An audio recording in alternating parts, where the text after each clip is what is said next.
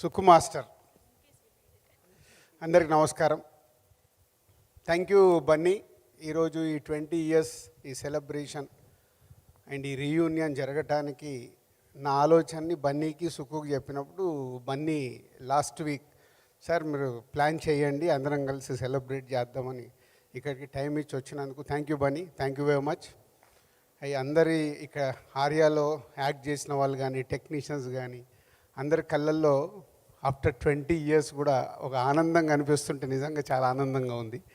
అంటే బన్నీ నేను సుకు కలిసినప్పుడు చాలాసార్లు మాట్లాడుకునే విషయం అంటే ఈరోజు ఈ ఈవెంట్లో అందరూ సక్సెస్ఫుల్గా టాప్ పొజిషన్లో ఉన్న బన్నీ, సుక్కు, నేను, దేవి, రత్నవేల్ గారు, శంకర్ గారు ఇలా చెప్పుకుంటూ పోతే సుబ్బరాజు అందరూ అంటే ఒక సినిమాతో ఇంత మ్యాజిక్ జరగడం అనేది నాకు తెలిసి తెలుగు సినిమా ఇండస్ట్రీలో కాదు ఇండియన్ ఫిలిం ఇండస్ట్రీలో this a special film. After 20 years అందరము సక్సెస్ఫుల్గా ఇలా ఉండడం అనేది నిజంగా చాలా గ్రేట్ మూమెంట్. సో ఇంత గ్రేట్ మూమెంట్కి కారణమైన సుకుమార్ నీ గురించి చాలా రాసుకున్నాను మాట్లాడాలని తెలుసా. ఫ్లైట్లో జర్నీ చేస్తూ ఆర్యాని మొత్తం నువ్వు కలిసినప్పటి నుంచి రివ్యూ చేసుకుంటూ ఎన్ని రాసుకున్నాను.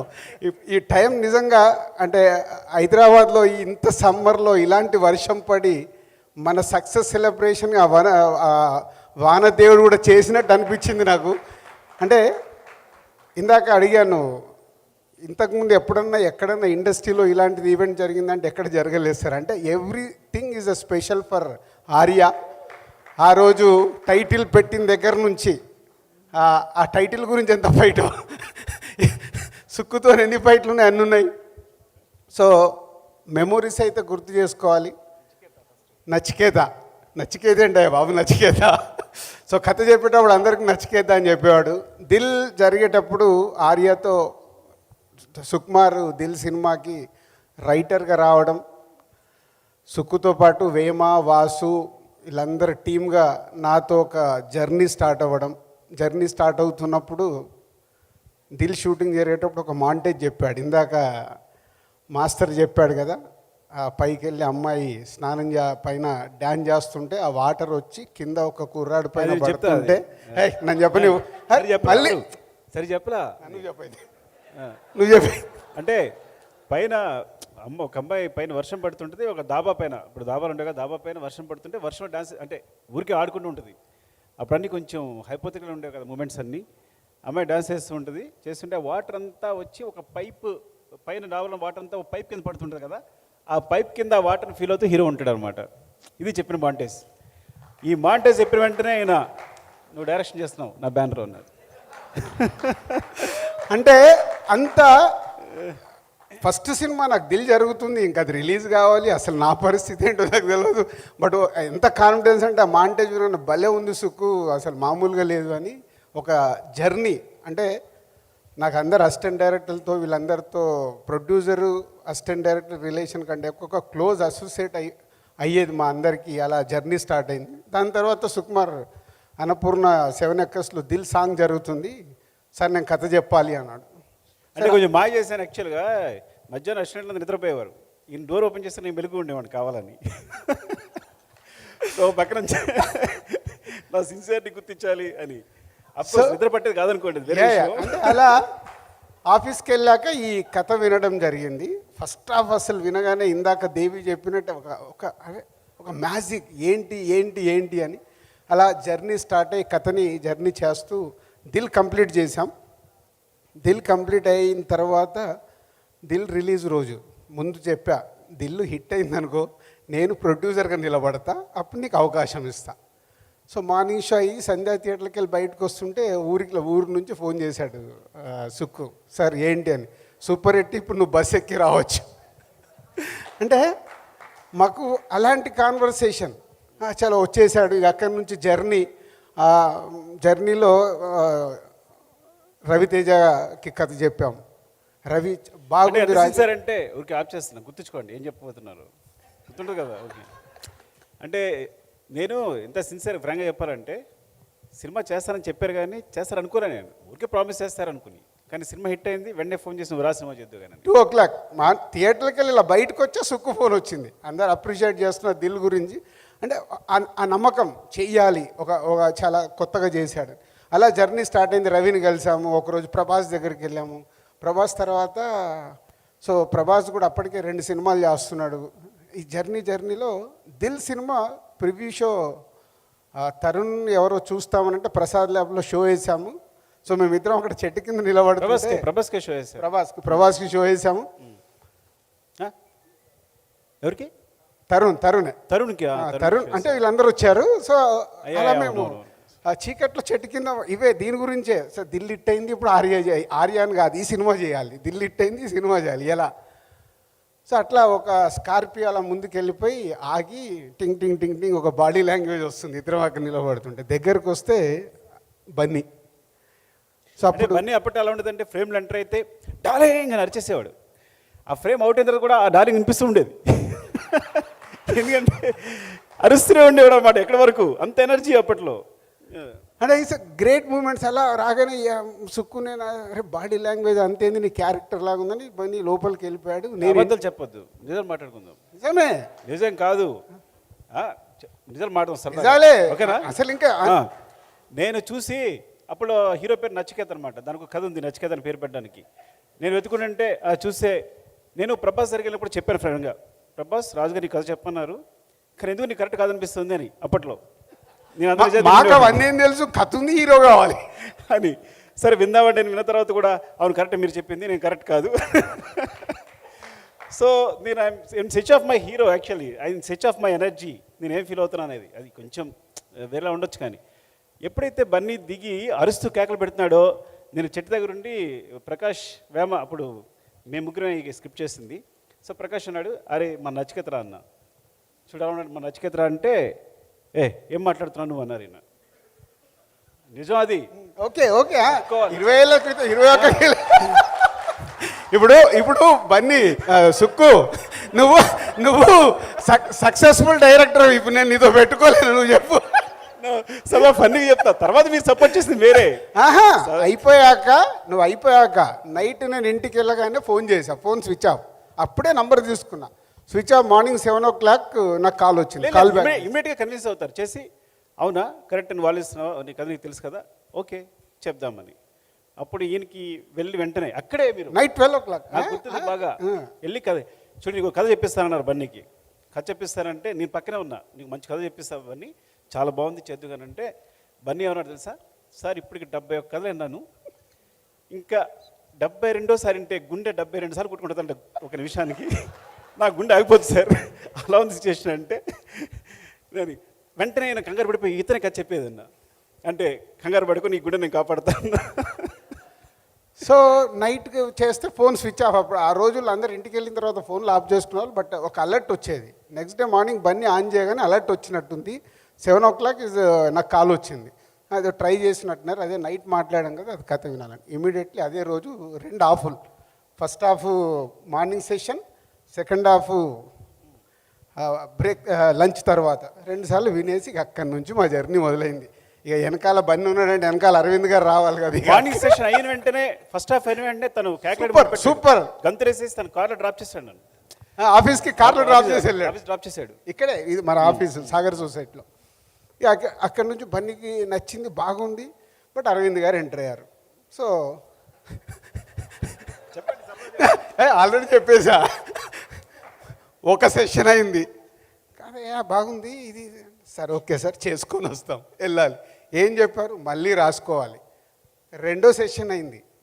ఇక సుక్కు ఆల్రెడీ ఆ కథని లోపల పెట్టేసుకొని తను ఏదైతే రాసుకున్నాడో ఎప్పుడు చెప్పించినా అదే ఫ్లో వస్తుంది.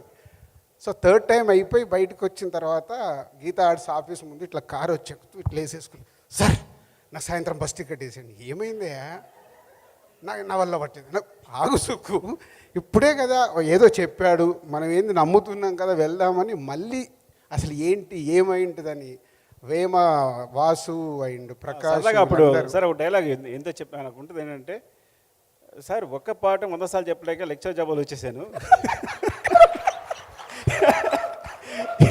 ఇప్పుడు ఇక్కడ అదే చేయమన్నారు ఆయన.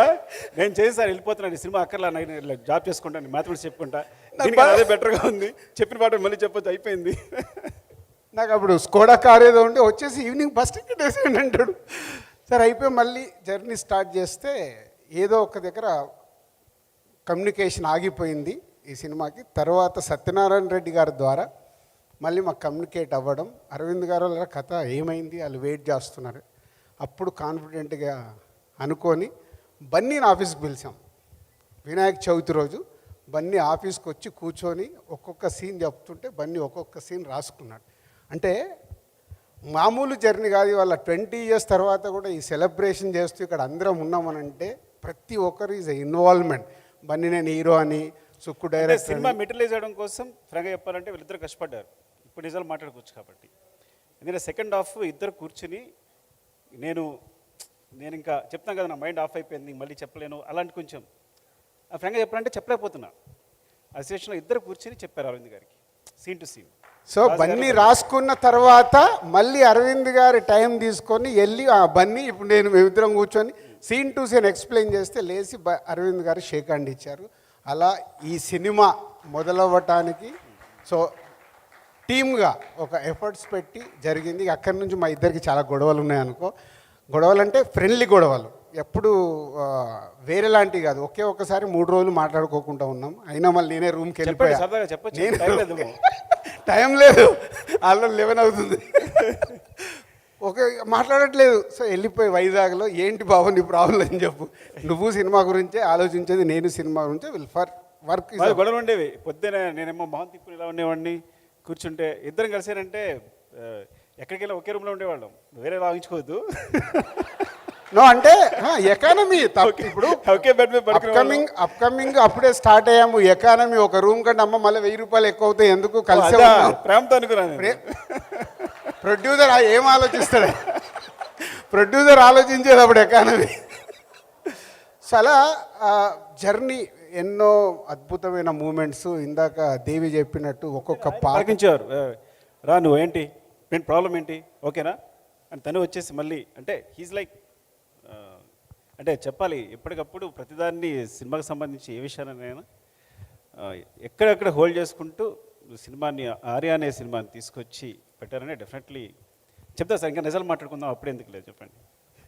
సో అలా ఎన్నో మూమెంట్స్తో అద్భుతంగా చేస్తూ ఈ జర్నీ చేసాం. దానికి దేవి మ్యూజిక్ కానీ, రత్నవేల్ గారి విజువల్స్ కానీ, so other technicians, every moment adding అయ్యే ఈ ఆర్య తయారైనప్పుడు. సో ఈ ఆర్య తయారవ్వటానికి Sukku it's a 100% your baby. So నువ్వు మీలో ఉన్నవన్నీ రైట్ రూట్లో రైట్ రాంగ్ అనిపిస్తే రాంగ్ అని చెప్పడం తప్పితే మేము చేసింది ఏం లేదు. ఏ సీన్ రాసినా నువ్వు రాసుకుందే, రైటు రాంగ్ చెప్పడమే. దానికి గంగోత్రి అప్పుడు బన్నీ అరవింద్ గారు రాఘవేంద్రరావు గారిని పెట్టి ఒక సెటప్కి పెట్టి హిట్ తీస్తే బన్నీ మేక్ ఓవర్ అవ్వడం ఈ సినిమా కోసం. ఇందాక శివబాల చెప్తూ నాకు గుర్తుంది, అల్లురామలింగే గారు అక్కడ అన్నపూర్ణలో స్టేట్కి ఒక పెద్దది ఆ రన్నింగ్ది స్టిల్ పెట్టినప్పుడు రామలింగే గారు అక్కడ కూర్చొని అలాగే చాలాసేపు చూస్తున్నాడు. ఆ రోజు అనిపించింది నాకు, అంటే తాత ఇండస్ట్రీలో ఇంత పెద్ద ఆర్టిస్ట్ అయినా, ఫాదర్ అంత పెద్ద ప్రొడ్యూసర్ అయినా, తాత బన్నీ సైడ్ చూసుకుంటుండే ఆహా ఏదో ఒక రోజు బన్నీ వేలుతాడు అని. అది ఈరోజు నిజంగా అంటే అది ఎఫర్ట్స్. బన్నీ ఈరోజు ఈ స్థాయిలో ఉండటానికి మాది ఆల్మోస్ట్ బ్రదర్స్ జర్నీ అయిపోయింది. ఆర్య తర్వాత నా డాటర్కు బ్రదర్ అయిపోయాడు బన్నీ ఆర్య తర్వాత. అంటే ఒక అటాచ్మెంట్, ఒక ఫ్యామిలీ మెంబర్స్ అయిపోయాం. కానీ బన్నీ ఒక్కొక్క స్టెప్పు ఒక్కొక్క సినిమాని భయంతో, రెస్పాన్సిబిలిటీగా ఉంటూ భయంతో సినిమాలు చేస్తున్నాడు. కాబట్టి ఈరోజు ఆల్ ఇండియా స్టార్ అయ్యాడు. ఒక ఆర్యతో మొదలై ఈరోజు పుష్ప 1 తీసి ఇద్దరు కాంబినేషన్లో సెన్సేషనల్ కొట్టి ఇప్పుడు పుష్ప 2తో ప్రపంచం వెయిట్ చేసేలాగా చేశారు. దానికి మీ ఇద్దరికి hats off. And Bunny love you and thank you. So ఎన్నో మూమెంట్స్ ఉన్నాయి మన ఇద్దరి మధ్యలో. సుక్కుకు నాకు ఎలా ఉన్నాయో ఈ సినిమాలో నాకైతే 2 భయం వేసిన మూమెంట్స్ నేను షేర్ చేయాలి. కేరళలో ఏదో ప్రియరా హట్టేసి మనం షూట్ చేస్తున్నాము. విపరీతమైన సమ్మర్, నాకు పని లేదని నేను వెళ్ళి రివర్లో దూకాను. టప్ టప్మని వెనకలోకి వచ్చి దూకాడు. చూస్తే బన్నీ దూకి లేవడే. నాకేమో హార్ట్ బీట్ పెరుగుతుంది, బయటకు వస్తలేడు. తర్వాత మెల్లిగా బయటకు వచ్చి టెన్షన్ పడ్డారా సార్ అన్న. టెన్షన్ ప్రొడ్యూసర్గా అదొకటి. తర్వాత ఈయన మీద ఉన్న కోపానికి ఒక పంటిలో వెళ్ళి షూట్ చేసుకొని వస్తున్నారు. ఆ పంటి మెల్లిగా బెండై ఇలా సుక్కు అక్కడ ఏంటంటే ముందు కాదు నన్ను ఏది షేర్ చేయాలి. యాక్చువల్గా అరవింద్ గారు సార్ ఫోన్ చేశాం, అడిగేంటి పైది దూకొచ్చారు. నేనేంటి అక్కడ దూకినప్పుడు రాజు గారు దూకారు, తేలిపోయారు, పైకి వచ్చారు.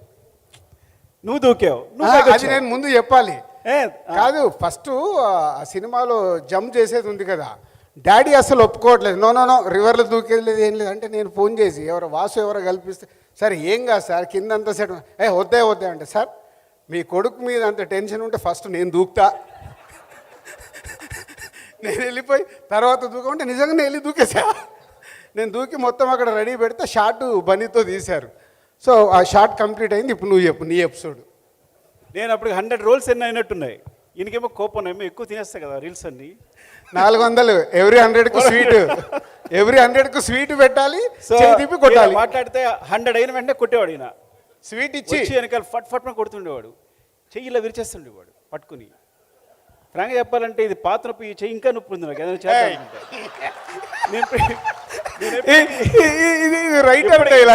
సార్ ఇప్పటికీ పుషప్స్ చేయలేను నేను ఈ వ్యక్తి వల్ల. సో సో సో నేను అనుకున్నాను రాజుగారు దూకారు, బయటకు వచ్చారు. బన్నీ దూకాడు, పైకి వచ్చాడు. ఓహో మనం కూడా దూకే బయటకు వచ్చేసాం అనుకున్నా. ఏంటి దూకే నేను తోసేస్తున్నాడు. నేను ఆల్మోస్ట్ దూకైపోయాను. ఎవరు ఆప్ చేస్తారు, నువ్వే ఆప్ చేసినట్టున్నావు. అతనికి ఈత రాదేమో సంథింగ్ అని. నేను రాకపోయినంటే దూకితే పైకి వస్తాం అనుకుంటున్నా. అప్పుడే పోయిండేవాడు, లేదంటే ఈ వ్యక్తి తోసిండేవాడు కొంచెం ఉంటే నన్ను. సో అలా అప్పుడు ఆ ఎపిసోడ్ అయిపోయిన తర్వాత పంటిలో వెళ్ళి షూట్ చేసుకొని వస్తున్నారు. మేము అందరం అటు ఏదో ప్రియారాగా మౌంటేజెస్ తీస్తున్నారు, బయట ఉన్నాను. సడన్గా పంటిలో బెండ్ అవుతుంటే మెల్లిగా సుక్కు ఆ పంటి మీద ఉన్నారా? నేను లేను, నేను బయట ఉన్నా. మెల్లిగా పడిపోతుంటే నేను ఇక్కడికి వెళ్ళి చూస్తున్నా, పడిపోయింది. మెల్లిగా బన్నీ హ్యాండ్ ఇచ్చి తీసుకొచ్చాడు. బయటకు వచ్చాడు. ఎందుకు బన్నీ తీసుకొచ్చావు?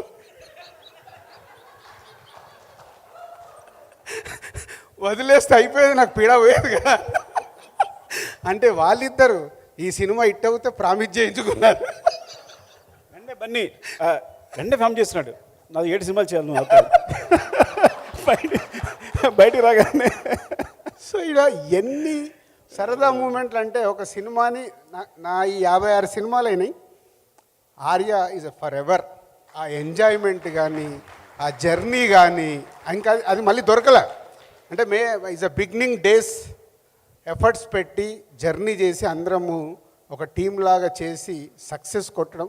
125 డేస్ ఆ సినిమా ఆడుతున్న రోజులు ప్రమోషన్ చేస్తూ, ట్రిప్పులు వేస్తూ, జర్నీలు చేస్తూ మొత్తం ఆంధ్రప్రదేశ్ మొత్తం, పాత ఆంధ్రప్రదేశ్ మొత్తం తిరిగాం.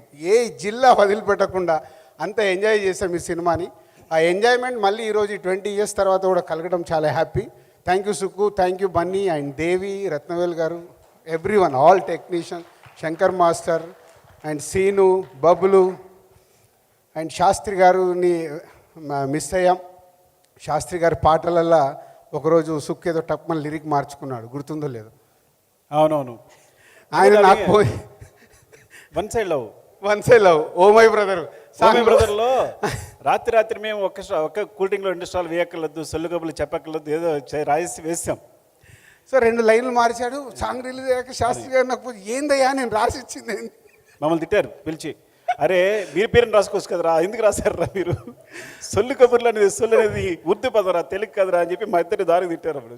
సో అలా ఒక్కొక్కటి దేవితో కానీ శాస్త్రి గారితో కానీ, అలాగే we missed Madhu, mixing Madhu. So Madhu కూడా అప్పుడు ఎంతో ఎఫర్ట్స్ పెట్టి ఈ సినిమాకి ప్రతి ఒక్కటి కేర్ తీసుకున్నాడు. And Sukku team, Prakash, Vema, Vasu and అప్పుడు అసిస్టెంట్ డైరెక్టర్గా ఉన్న వేణు, సురేష్, భాస్కర్, ఇలా ఒక్కొక్కరు ఈ సినిమా రిలీజ్ అయిన తర్వాత ఈ సినిమాకు పనిచేసిన వాళ్ళు ప్రతి ఒక్కరు డైరెక్టర్ అయిపోయారు. ఆర్య సినిమాకి పనిచేసిన ప్రతి ఒక్కరు డైరెక్టర్ అయ్యారు. కొందరు సక్సెస్ఫుల్గా ఉన్నారు, ఒకరు అట్లీస్ట్ అటెంప్ట్ చేశారు. సో ఒక్క సినిమా మా అందరి జీవితాల్లో ఒక టర్నింగ్ చేసి ఈరోజు 20 ఏళ్ళ తర్వాత కూడా ఇక్కడ నిలబడ్డామంటే ఓన్లీ ఆర్య ఒక విజయంతో అక్కడి నుంచి కష్టపడుతూ బన్నీ కానీ సుక్కు కానీ నేను కానీ దేవి కానీ ర్యాండీ కానీ అందరం అంటే ఇంతమంది ఒక సినిమా ద్వారా ఇంత పెద్ద పొజిషన్లో ఉండడం ఇవాళ పాన్ ఇండియా అయిపోయింది.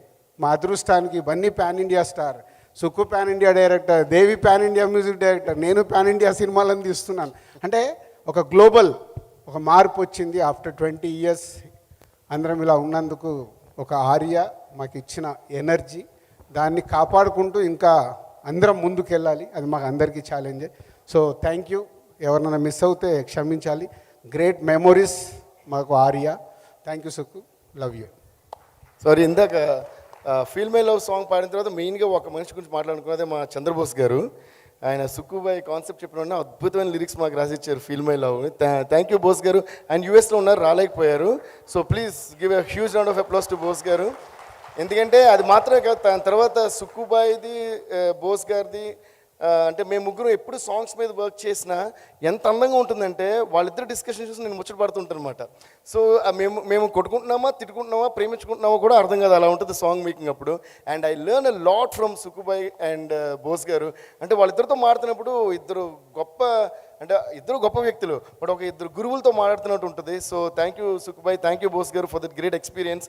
అలాగే ఇప్పుడు పుష్ప వరకు అండ్ పుష్ప 2 వరకు కూడా బోస్ గారు అంటే అన్బిలీవబుల్ మైండ్ బ్లోయింగ్ లిరిక్స్ రాశారు. So I would like to మా టీం అందరి తరపున బోస్ గారికి thank you Bose garu, love you. And Arya cinema release రోజు సుక్కు నేను మా డిస్ట్రిబ్యూషన్ ఆఫీస్కి వెళ్ళాము. 10 o'clock 10:30 టైంలో ఇద్దరం అలా కూర్చున్నాం, పూజ చేస్తామన్నట్టు. పూజ అయిపోయిన తర్వాత అరవింద్ గారు కాల్ చేశారు, ఏమా కంగ్రాచులేషన్స్, ఇప్పుడే ఈస్ట్లో వెస్ట్లో షో అయింది, 10 weeks స్టాక్ చెప్తున్నారన్నారు. థ్యాంక్ యూ సార్ అని ఫుల్ హ్యాపీగా. ఏంటి సార్ అన్న, 10 weeks ఇట్లా అరవింద్ గారు ఏంటి మన సినిమా 10 weeks అన్నాడు. అంటే కొత్త డైరెక్టరు, అంటే ఈ సినిమాకి వావ్ ఇలా వచ్చేస్తుందని వెయిటింగ్లో ఉన్నాడు, ఏదో సెన్సేషనల్ టాక్ అని. సో అప్పుడు చెప్పా, బాబు అప్కమింగ్ సినిమాకు 10 weeks అంటే ఇది పెద్ద హిట్ అన్నట్టు సుక్కు, వెయిట్ అండ్ సీ, ఈ సినిమా మన సిల్వర్ జూబ్లీ అవుతుందని. నిజంగా అలా అనుకున్నట్టే మా సినిమా ఆ రోజుల్లో సిల్వర్ జూబ్లీ అవ్వడం. 125 daysకి పబ్లిక్ గార్డెన్లో చిరంజీవి గారు వచ్చి మా అందరికి షీల్డ్స్ ఇవ్వడం ఈజ్ అ గ్రేట్ మెమొరీస్ ఇవన్నీ. సో అప్పటి నుంచి ఇప్పటి వరకు ఈ ఆర్య సినిమాతో జర్నీ చేసిన అందరికీ థ్యాంక్ యూ వెరీ మచ్.